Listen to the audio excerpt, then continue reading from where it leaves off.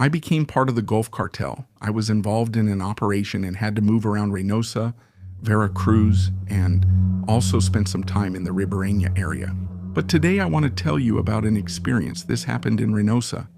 There's a date I remember every year, and it's not because of the celebration, but because of what happened. Who was my operations commander back then? We called him El Silbón. For obvious reasons, that man had no mercy.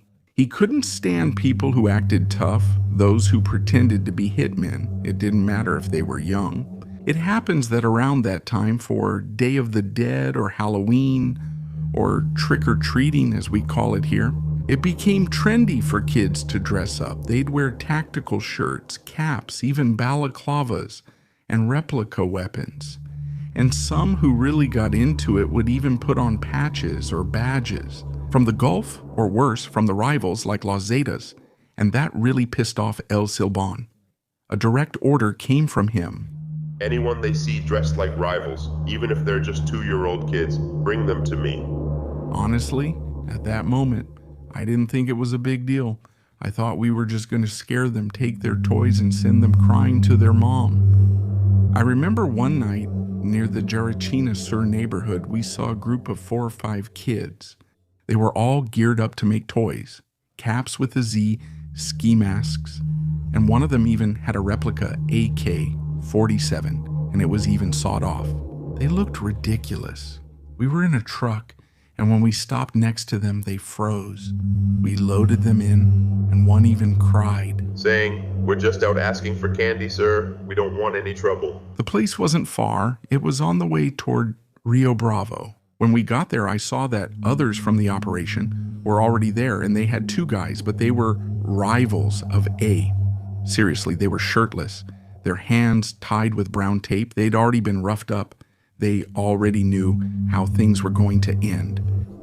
We lined up the 2 real Zetas and our 4 guys disguised, each one with a gun on a kid, so they wouldn't try to run. The kids were shaking. A younger-looking Zeta glanced at the kids and whispered hoarsely, "Don't look, keep your eyes down." But it was too late. That's when El Silbón came out and started to whistle, but not just any song. He was whistling Twinkle, Twinkle, Little Star. It sounded really creepy in the night. Then I saw that from a truck belonging to some other co-workers, they were unloading a shredder, one of those big ones for wood or debris.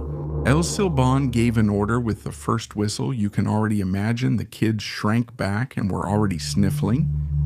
The Zeta, El Silbón then approached the children.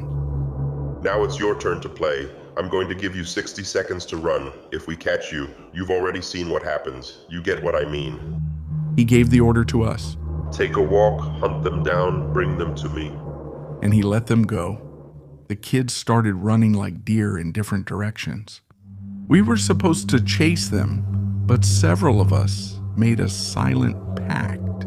On one side of the lot were abandoned trailer boxes. I approached one and opened it with my gun barrel. Inside the darkness, I saw 2 pairs of eyes filled with a terror I've never seen since. They were 2 kids, hugging with hands over their mouths. They didn't scream, we just stared at each other. A moment that seemed eternal. I took a deep breath and shouted so the others could hear. "There's no one here." I slammed the door shut and heard others do the same, while shouts came from ahead. "Over here, neither." The house operation lasted about 10 minutes. We returned to the field empty-handed. The Silbón looked at all of us, but he knew what we did. I found out later through rumors that all the kids made it, that they got home without their disguises, out of breath, and probably unable to sleep for years. And then, sometime later, it even made the news. The municipal police asked parents to please not let their children dress up as narcos or in military-style costumes on Halloween and Day of the Dead. People thought it was because of the violence, because of crime, but I and those of us who were there that night knew that maybe it was for another reason. Due to a whistle in the dark and a running machine.